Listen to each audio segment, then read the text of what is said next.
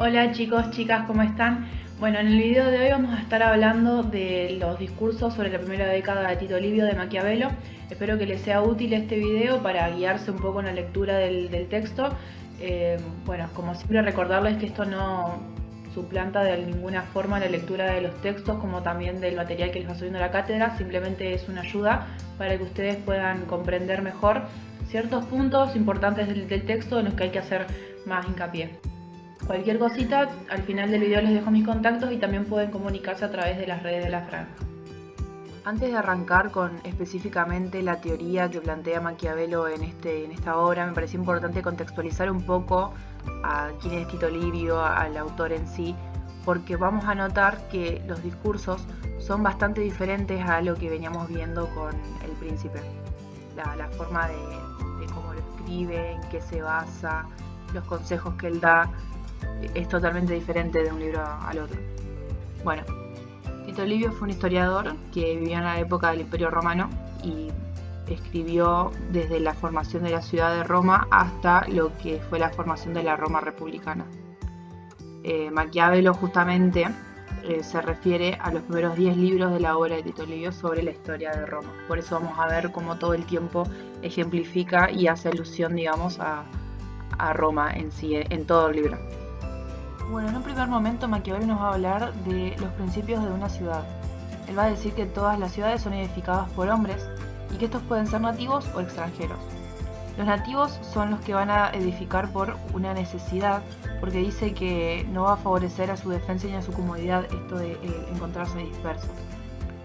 En cambio, cuando los hombres son extranjeros, se pueden dividir en hombres libres, que van a edificar una ciudad porque buscan otro lugar en el cual vivir, o porque, digamos, pueden ser hombres dependientes que están en este caso, digamos, de dominación, ¿no? Que pueden edificar por exceso de población o por una conquista. Dice Maquiavelo que cada ciudad necesita surgir libre e independiente, con tierra fértil y con leyes. También nos va a decir Maquiavelo que las ciudades establecieron sus leyes de dos formas. Por un lado, dice, están aquellas que recibieron las leyes de una sola vez, y por el otro lado nos encontramos con otras que adquirieron las leyes poco a poco. Él va a decir que hay una diferencia entre una república feliz y una infeliz.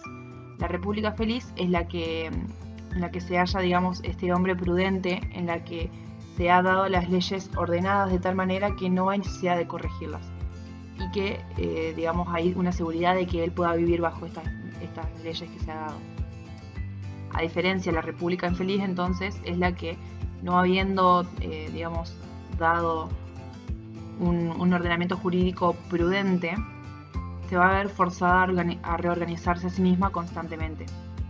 A partir de esto y del ordenamiento o la organización de la ciudad, dice Maquiavelo que puede haber diferentes clases de gobierno, y en este caso va a haber tres: el gobierno monárquico, el aristocrático o el popular. El monárquico está más relacionado con el papel del cónsul, que eso lo vamos a ver más adelante. Después el aristocrático está relacionado con el senado y el popular con el tribuno de la plebe. ¿Por qué digo esto? Porque vamos a ver cómo Roma justamente puede, o fue capaz, mejor dicho, de fusionar estos tres tipos de gobierno. Y también dice que, bueno, según los más sabios, se puede dividir en 6 clases de gobierno. Pero podríamos decir que en realidad lo que hacen clasificar es entre gobiernos virtuosos y los viciosos. Los virtuosos son estos que mencioné recién: el monárquico, el aristocrático y el popular. Y los viciosos, que no los puse acá en esta grilla, son la tiranía, la oligarquía y el licencioso, que después los vamos a poder ver más adelante porque sigue tomando más ejemplos Maquiavelo. A partir de esta diferenciación entre gobiernos virtuosos y viciosos, es importante tener en cuenta de que es fácil pasar de un gobierno virtuoso a uno vicioso, porque dice Maquiavelo que si una ciudad está organizada según uno de los regímenes buenos, lo va a hacer por poco tiempo, o sea, no va a estar organizado mucho tiempo, supongamos bajo un gobierno monárquico, porque inevitablemente este se va a degenerar en su contrario por la semejanza que hay entre la virtud y el vicio. Y otra cosa que no quería dejar por fuera de todo esto era explicar de los sujetos sociales de los cuales habla Maquiavelo, porque no lo van a ver explicado de la misma forma que tal vez lo podemos ver en el otro texto del Príncipe, pero es importante entender cuáles son los sujetos a los que se refiere para después entender, como dije recién, el gobierno monárquico, el aristocrático, el popular, quién ocupa cada lugar y demás. Bien, los sujetos sociales de lo que va a hablar entonces Maquiavelo son el príncipe, los grandes, que en realidad se refiere a la aristocracia, y por último el pueblo o la plebe.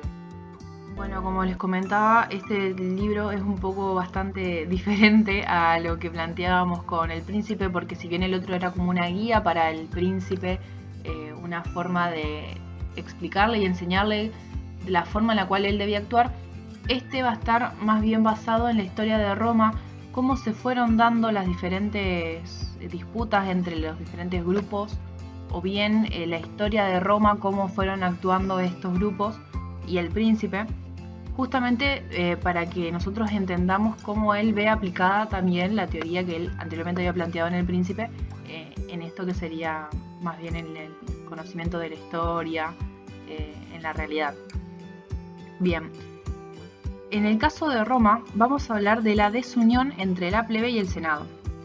Bueno, primero va a decir que aunque la primera ordenación que se había forjado en Roma fue defectuosa, esto no desvió, digamos, a Roma en sí del recto camino que podía conducirla a la perfección.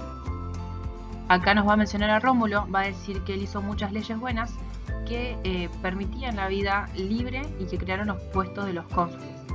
Los cónsules sería este rol que mencioné anteriormente de la aristocracia.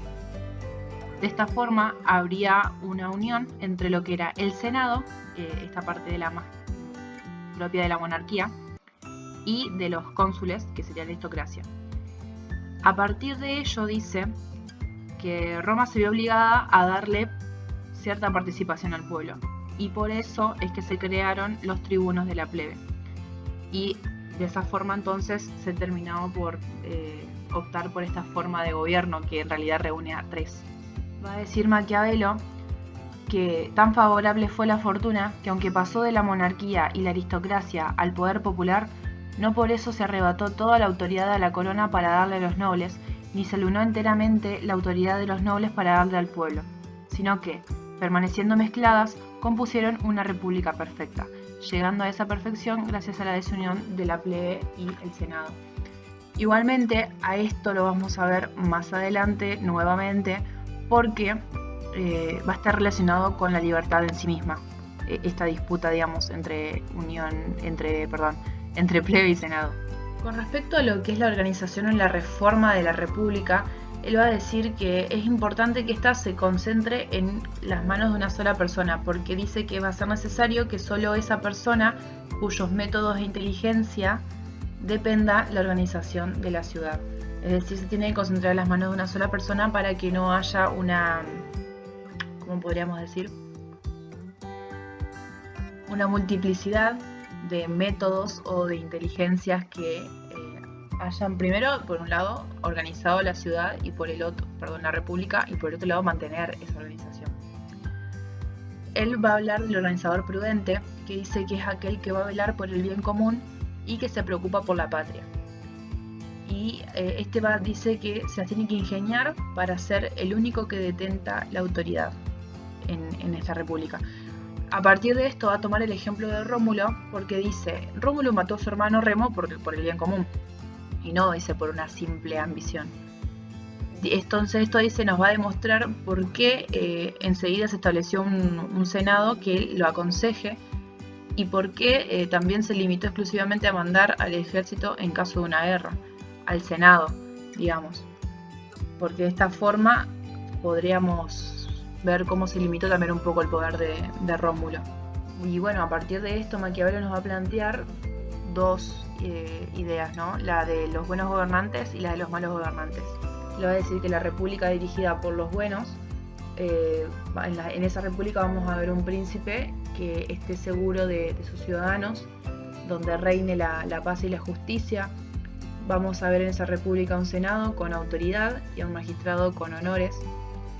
Dice también que en esta república los ciudadanos ricos van a estar disfrutando de su riqueza, donde se va a desterrar todo lo que es el rencor, la corrupción, la ambición.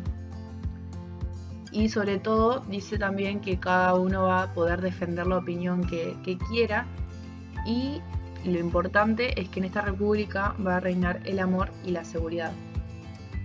Mientras que en contraposición, en aquella república que esté dirigida por los malos gobernantes, dice que, bueno, que va a estar presente siempre la guerra, la sedición, la muerte. Esto que mencionaba recién cuando hablábamos de Rómulo, que formó un senado, el cual era quien tenía la capacidad de declarar una guerra. Esta limitación del poder, bueno, es lo que veríamos en un buen gobierno o en una república bajo un buen gobernante. Sin embargo, si nos vamos a una república con malos gobernantes, ese rol, digamos, limitador del Senado no estaría presente. Bueno, dice que también va a haber muchísima corrupción, va a haber abandono, va a haber exiliados, y que la virtud va a estar vista como un pecado, y en estas repúblicas van a reinar los calumniadores. Y como un consejo que él da, dice que si un príncipe busca la gloria del mundo, deseará ser dueño de una ciudad corrompida, no para echarla a perder, sino para reorganizarla. Y esto también es muy importante. Maquiavelo va a hablar de la reorganización de la república o del pueblo todo el tiempo. Y que más adelante lo vamos a volver a retomar porque también se relaciona bastante con lo que habíamos visto anteriormente en el video sobre el príncipe. Bien, ahora vamos a prestarle más atención a este punto que es bastante importante, no solamente porque, bueno, en esta obra de los discursos vamos a ver un ejemplo que es muy importante como el de Numa, que lo suelen preguntar en finales, sino que también, como había mencionado anteriormente en el video del príncipe, cuando les hice una pequeña introducción al autor, esto también nos va a ayudar a entender un poco de lo que hablaba anteriormente, cómo Maquiavelo ve a la religión o a la ética subordinada a la política, a diferencia, como había dicho, de otros autores, por ejemplo los cristianos, que tienen una percepción totalmente contraria, digamos, de lo que es la política. Bien, para explicar un poco esto, ¿quién fue Numa? Numa fue el sucesor de Rómulo, y nos dice Maquiavelo que va a recurrir a la religión como una forma para mantener la vida civil. ¿Cómo? Mediante el temor a Dios. Porque dice que quería crear instituciones nuevas y poner en ritmo, si se quiere decir, poner a refuncionarse las que estaban desusadas en la ciudad. Y Numa temía de que su autoridad no fuera suficiente como para imponer dicha autoridad, como mencionaba recién con el tema de las instituciones y demás. Entonces, ante este temor de no tener una autoridad suficiente como para imponerse al pueblo, acudió a la religión, acudió al temor a Dios.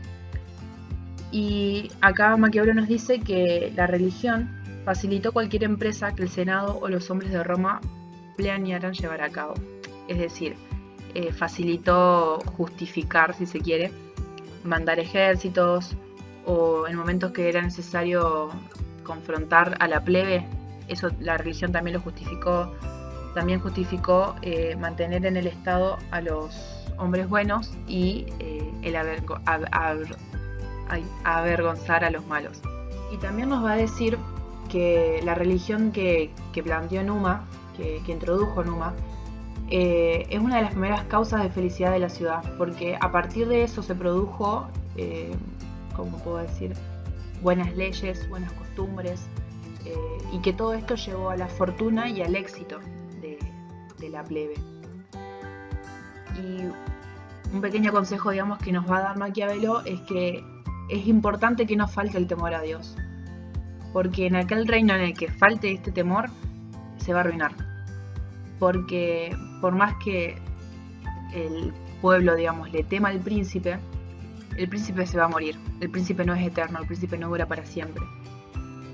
y podemos temerle a un príncipe, pero en el momento que éste se muera, el siguiente no va a ser mucho más difícil que renueve este temor.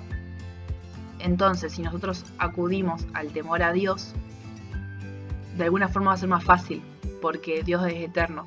Entonces, el temor a Dios siempre va a estar presente. Los reyes, o los príncipes, mejor dicho, van a ir cambiando, pero el temor a Dios nunca va a desaparecer. Otro punto también a tener en cuenta en base a esto es la importancia que tiene la religión para mantener bueno y unido a un país. Porque dice que si los príncipes de las repúblicas cristianas hubiesen mantenido esta religión tal cual fue constituida por su fundador, estarían los estados de las repúblicas cristianas más unidos y felices de lo que están. ¿Qué quiere decir esto?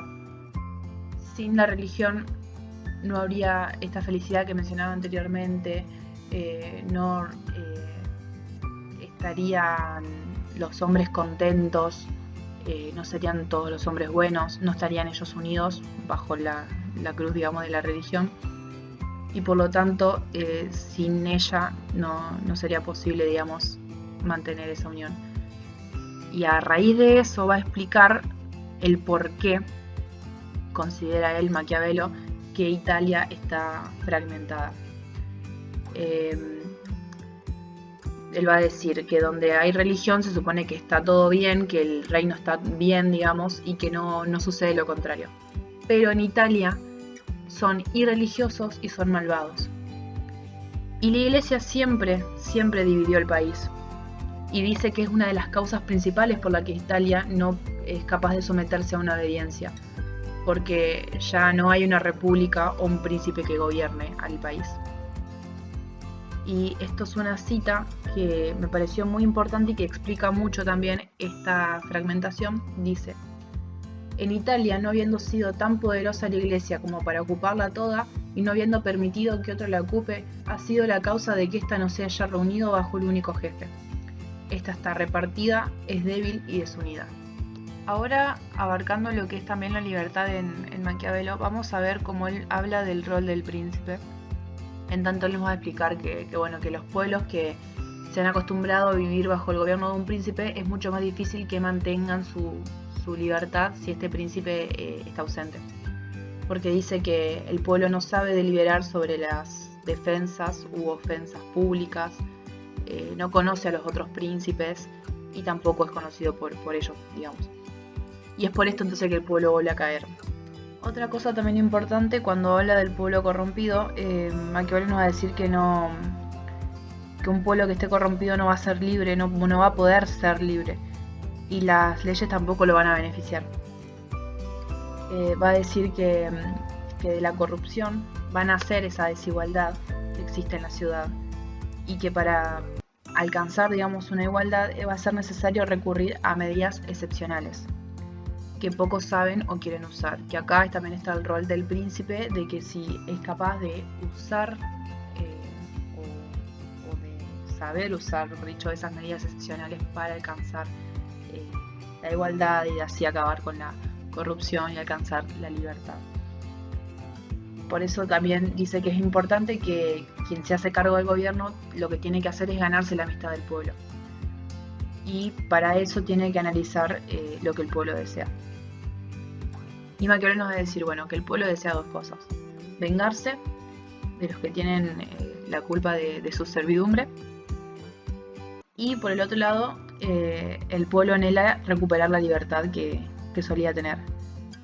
Y esto, digamos, lo hace para mandar o para vivir seguros. Y ahora, explicando un poco lo que son los ordenamientos, Maquiavelo va a decir que es importante, que hay que renovarlos y que hay dos formas de hacerlo: poco a poco o de golpe. Poco a poco dice que es más conveniente y que es necesario también que lo haga un hombre prudente y que vea esos inconvenientes desde lejos. Pero también dice es bastante difícil que todo, digamos, cambie por el accionar de un solo hombre. Y a su vez, renovar los ordenamientos de golpe es bastante difícil. A su vez es bastante difícil convencer al pueblo de eso, y por eso es necesario, dice, usar medios extraordinarios, es decir, estamos hablando de violencia y de armas. y volverse un príncipe por medio de la violencia. A pesar de que esto sea malo, digamos, el fin de esta acción es bueno. Esto tiene que ver un poco con, no es frase de Maquiavelo, pero el fin justifica los medios, bueno, algo por el estilo. Y retomando lo que había dicho anteriormente con respecto a la desunión entre los nobles y la plebe, es importante retomar esto en relación a lo que es la libertad. Para Maquiavelo, lo que va a ver, digamos, es que justamente ese enfrentamiento, esa desunión, fue la causa principal de la libertad en Roma. Porque él va a decir que justamente todas las leyes que se hacen a favor de la libertad nacen de esa desunión, porque la división social es propia del orden político. Y que justamente a partir de esa disputa, de esa desunión, de esas luchas sociales que se fueron dando a lo largo del tiempo, de esa forma se fue forjando la República Perfecta Romana. A partir de ese enfrentamiento entre dos grupos sociales es que se van forjando las diferentes leyes, es que se va forjando esa perfecta libertad que vamos a ver más adelante. Bueno, hay otros puntos a tener en cuenta también que se van viendo a lo largo del libro. En un primer lugar tenemos eludir los inconvenientes estatales. Él va a decir que, bueno, en Roma, en el Imperio Romano, diferentes pueblos se fueron formando, digamos, se fueron oponiendo a la República y decidieron crear un dictador, los romanos. Porque, digamos, a este hombre se le dieron facultades de decidir sin consultar a nadie, de poner en práctica sus propias decisiones, digamos, sin preguntarle a nadie. Y de esta forma, podríamos decir que el rol que se le dio al dictador era como un remedio que fue útil y que permitió vencer justamente los peligros que atentaban al Imperio Romano. Y bueno, entonces cada vez que un pueblo se levantaba en su contra, justamente utilizaron a este personaje para contrarrestar cualquier riesgo que se presentara a la República.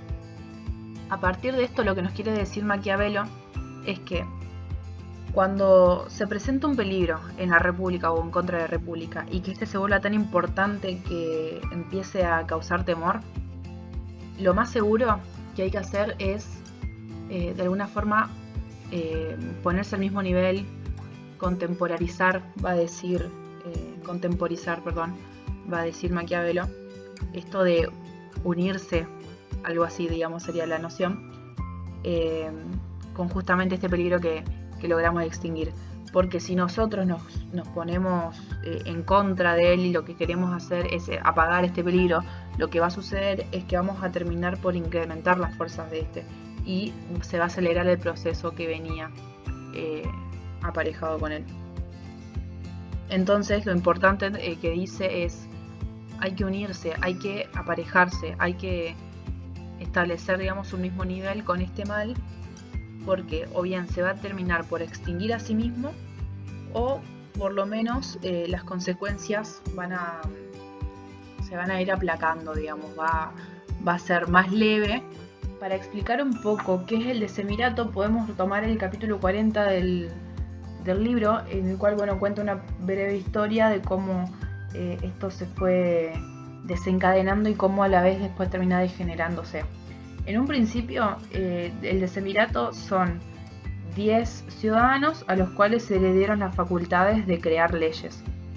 Y esto nace de un acuerdo entre la plebe y los nobles, justamente por esa desunión, por ese enfrentamiento que había entre ellos dos.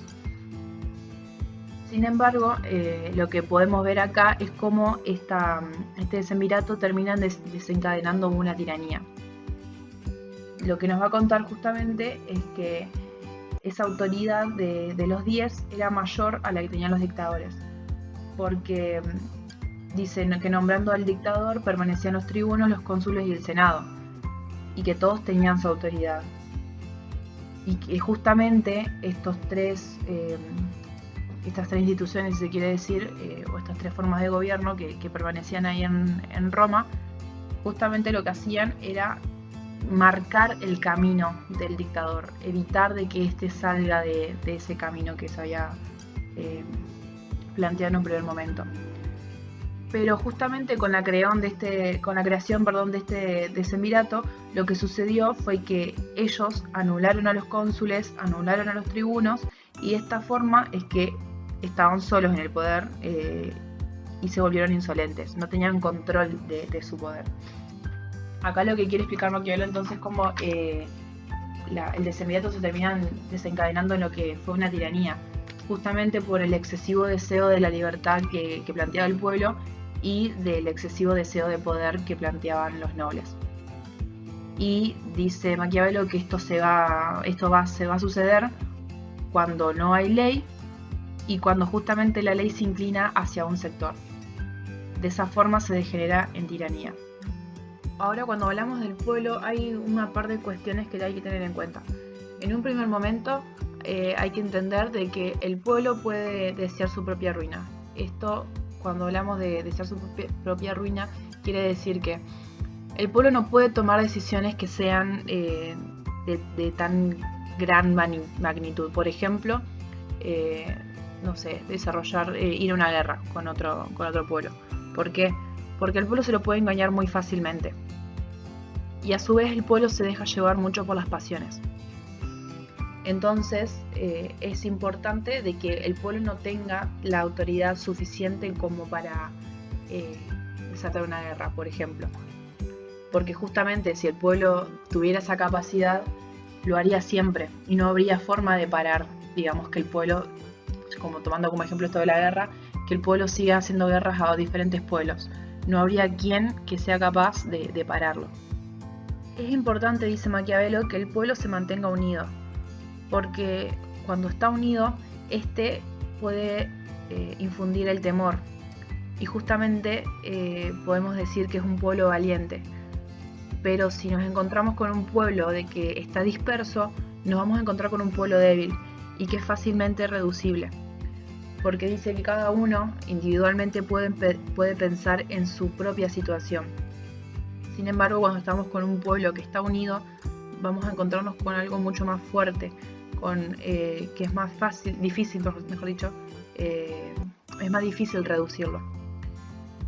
Y lo que plantea también Maquiavelo es que para esto es importante que un príncipe guíe a ese pueblo. Necesita un jefe, dice, que lo guíe.